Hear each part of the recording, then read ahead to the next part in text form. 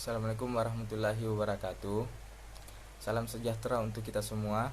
Syukur kita ucapkan atas nikmat kesehatan dan kesempatan yang Tuhan berikan kepada kita. Pada kesempatan kali ini, saya akan menyampaikan materi presentasi yang berjudul kurikulum. Sebelum masuk ke materi, izinkan saya memperkenalkan diri.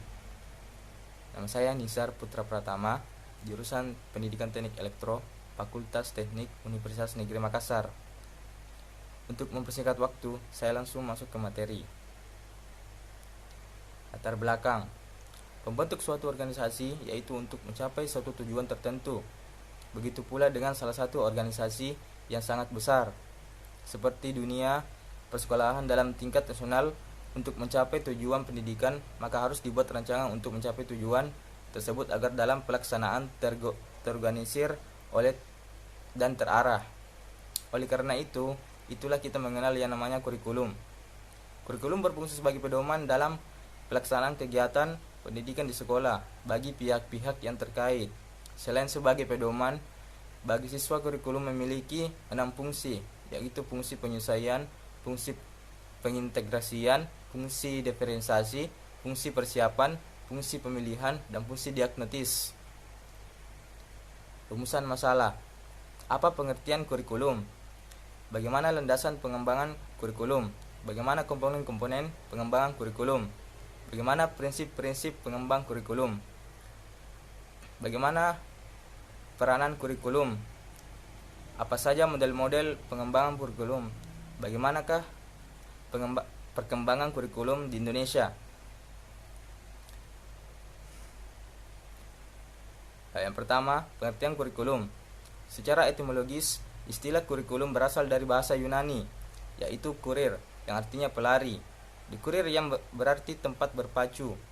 Itu berarti istilah kurikulum berasal dari dunia olahraga pada zaman Yunani kuno di Yunani, yang mengandung pengertian suatu jarak harus ditempuh oleh pelari dari garis start sampai finish, kemudian digunakan oleh dunia pendidikan. Secara terminologi, istilah kurikulum digunakan dalam dunia pendidikan yaitu sejumlah pengetahuan atau kemampuan yang harus ditempuh atau diselesaikan siswa guna mencapai tingkatan tertentu secara formal dan dapat dipertanggungjawabkan. Sedangkan menurut bahasa Latin, kurikulum berarti jalur pacu. Dan secara tradisional, kurikulum sekolah disajikan seperti itu bagi kebanyakan orang. Yang kedua, konsep-konsep kurikulum yang terdiri dari: pertama, kurikulum sebagai jalan meraih jasa, mengisyaratkan adanya sejumlah mata pelajaran, bidang studi, dan isi pelajaran harus diselesaikan oleh siswa. Lebih jauh, orang juga sering menyebut bahwa isi dari pelajaran tertentu dalam program berbagi kurikulum. Kedua, kurikulum sebagai mata dan isi pelajaran adalah sejumlah mata pelajaran yang harus ditempuh dan dipelajari oleh siswa yang memperoleh sejumlah pengetahuan. Mata ajaran tersebut mengisi materi pelajaran yang disampaikan kepada siswa sehingga memperoleh sejumlah ilmu pengetahuan yang berguna baginya. 3. Kurikulum sebagai rencana kegiatan pembelajaran merupakan program pendidikan yang disediakan untuk membelajarkan siswa. Dengan program ini, siswa melakukan berbagai kegiatan belajar sehingga menimbulkan perubahan dan perkembangan tingkah laku siswa sesuai dengan tujuan pendidikan dan pembelajaran. Yang keempat, kurikulum sebagai hasil belajar adalah perencanaan pengembangan kompetensi siswa secara keseluruhan yang memuat kompetensi, hasil belajar, dan indikator. 5. Kurikulum sebagai pengalaman belajar. Program pendidikan disediakan untuk belajar siswa. Dengan program ini, siswa melakukan berbagai kegiatan belajar sehingga menimbulkan perubahan dan perkembangan tingkah laku siswa sesuai dengan tujuan pendidikan dan pembelajaran. Dengan kata lain, sekolah menyediakan lingkungan bagi siswa yang memberikan kesempatan belajar. Terus yang poin ketiga, landasan pengembangan kurikulum. Kurikulum merupakan wahana belajar mengajar yang dinamis sehingga perlu dinilai berkembangan secara terus-menerus dan berkelanjutan sesuai dengan perkembangan yang ada dalam masyarakat. Hal yang dikemukakan dalam landasan program dan pengembangan kurikulum merupakan contoh adanya landasan-landasan pengembangan kurikulum yang seringkali disebut sebagai determinan. pengembang kurikulum. 3. Landasan pengembangan kurikulum. A. Landasan filosofis adalah melihat pendidikan dari makna dan hakikat pendidikan itu sendiri. Landasan ini bersifat filsafat. Filsafat berasal dari bahasa Yunani, yaitu pilihan artinya mencintai, dan sophos atau sophis artinya hikmah, arif atau bijaksana. Jadi filsafat adalah mencintai hikmah atau kebijaksanaan. B. Landasan sosial budaya agama merupakan landasan yang memberikan pemahaman tentang dimensi kesosialan dan dimensi kebudayaan sebagai faktor yang mempengaruhi terhadap perilaku individu. Perubahan sosial budaya adalah sebuah gejala perubahan struktur sosial dan pola budaya dalam suatu masyarakat. C. Landasan ilmu pengetahuan, teknologi, dan seni. Kemudian cepat dunia dalam bidang informasi dan teknologi dalam 2 daswara terakhir telah berpengaruh pada peradaban manusia, melebihi jangkauan pemikiran manusia sebelumnya. Pengaruh yang terlibat pada pergeseran tatanan sosial, ekonomi, dan politik yang memerlukan keseimbangan baru antara nilai-nilai, pemikiran, dan cara-cara kehidupan yang berlaku pada konteks global dan lokal. D. Landasan kebutuhan masyarakat. Salah satu komponen penting dari sistem pendidikan tersebut adalah kurikulum, karena kurikulum merupakan komponen pendidikan yang dijadikan acuan oleh setiap satuan pendidikan, baik oleh pengelola maupun penyelenggara, khususnya oleh guru dan kepala sekolah. Landasan perkembangan masyarakat. Poin 4. Komponen pengembangan kurikulum. Komponen kurikulum terdiri dari A. Tujuan sebagai sebuah komponen kurikulum merupakan kekuatan fundamental yang peka sekali, karena hasil kurikuler yang diinginkan tidak hanya sangat mempengaruhi untuk kurikulum, tetapi memberikan arah dan fokus untuk seluruh program pendidikan. B. Materi pengalaman belajar. Memilih dan menyusun isi komponen dari kedua kurikulum supaya keinginan tujuan kurikulum dapat dicapai dengan cara yang paling efektif. C. Organisasi. Jika kurikulum merupakan suatu rencana yang untuk belajar, maka isi dan pengalaman belajar membutuhkan pengorganisasian sedemikian rupa sehingga berguna bagi tujuan pendidikan. D. Evaluasi.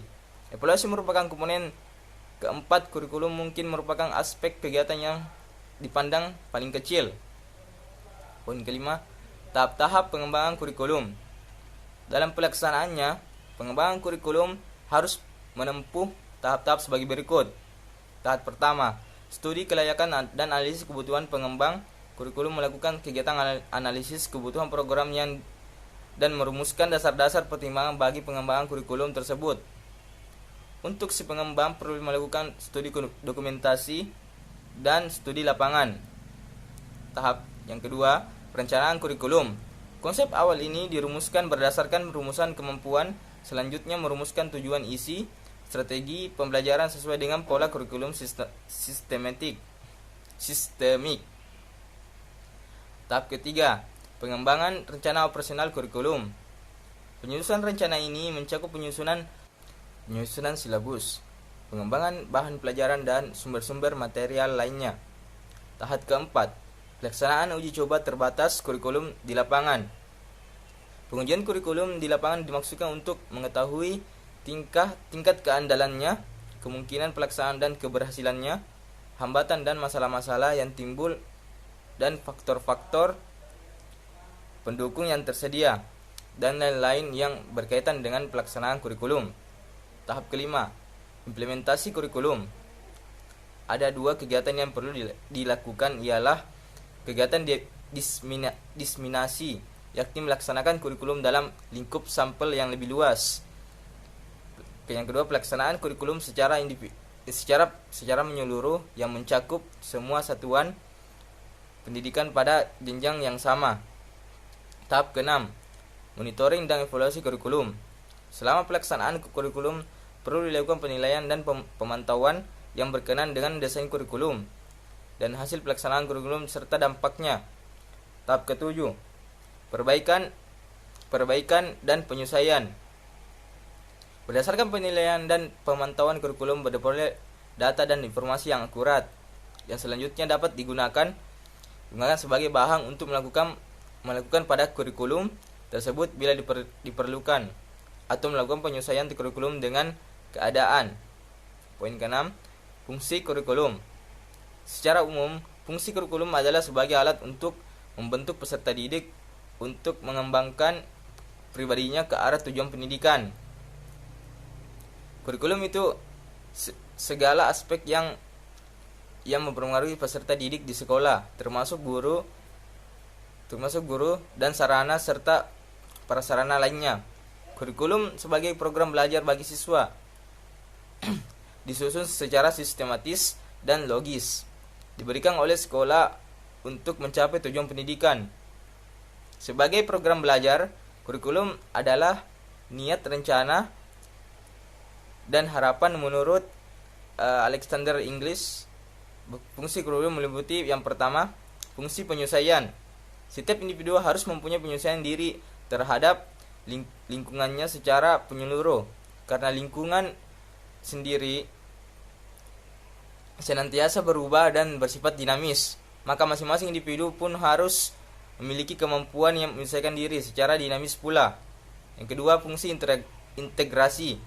Mendidik pribadi yang integrasi oleh karena itu individu sendiri merupakan bagian dari masyarakat.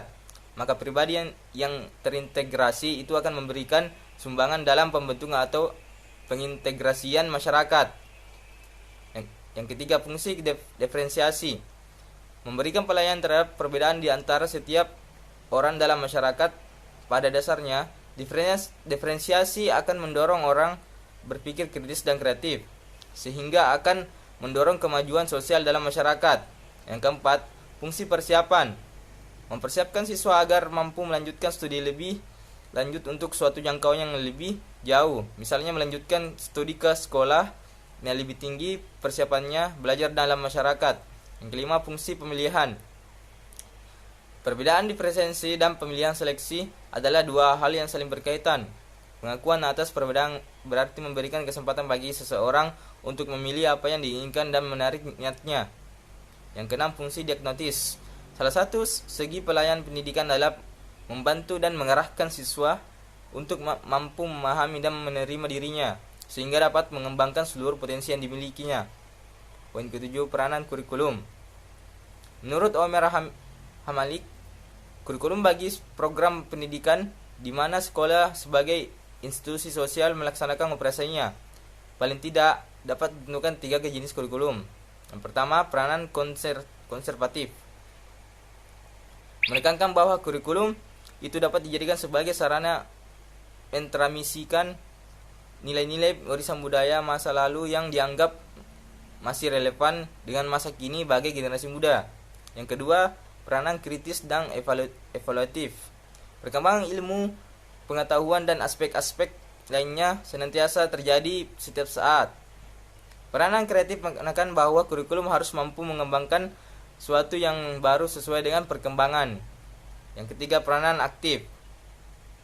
Peranan ini dilatar belakangi oleh adanya kenyataan bahwa nilai-nilai dan budaya yang hidup dalam masyarakat senantiasa mengalami perubahan. Poin ke-8, model-model pengembangan kurikulum. Berikut ini merupakan beberapa model pengembangan kurikulum. Yang pertama, model administratif. Model pengembangan kurikulum ini merupakan model paling lama dan paling banyak dikenal. Diberi nama model administratif atau lain pengembangan datang dari para administrator pendidikan dan menggunakan prosedur administrasi. Yang kedua, model grassroots. Model pengembangan ini merupakan lawan dari model pertama, inisiatif dan upaya pengembangan kurikulum. Bukan datang dari atas tetapi dari bawah, yaitu guru-guru atau sekolah. Model pengembangan kurikulum yang pertama digunakan dalam sistem pengolahan pendidikan. Kurikulum yang bersifat sentralisasi. Sedangkan model grassroots akan berkembang dengan sistem pendidikan yang bersifat desentralisasi. Yang ketiga, model Bauckham. Model pengembangan kurikulum ini dikembangkan oleh Bauckham, seorang ahli kurikulum bahwa KEM mengemukakan 5 hal dalam pengembangan suatu kurikulum. Poin ke-9, perkembangan kurikulum di Indonesia. Yang pertama, kurikulum 1947, kedua, kurikulum 1952, rencana pelajaran terurai 1952. Yang ketiga, kurikulum 1964, rencana pendidikan. Keempat, kurikulum 1968. Yang kelima, kurikulum periode 1975. Yang keenam, kurikulum 1984, kurikulum 1975 yang disempurnakan. Yang ketujuh, kurikulum 1994 dan suplemen kurikulum 1999. Yang kedelapan, kurikulum 2004 KPK kurikulum berbasis kompetensi. Yang 9, kurikulum periode KTSP kurikulum tingkat satuan pelajaran 2006. Yang ke-10, kurikulum periode 13. Mungkin cukup sekian yang dapat saya sampaikan. Saya berharap hasil presentasi ini saya berikan manfaat untuk kita semua. Bila merasa ada kekurangan, ada kesalahan, saya minta maaf karena kesempurnaan hanya milik Tuhan. Terima kasih. Assalamualaikum warahmatullahi wabarakatuh.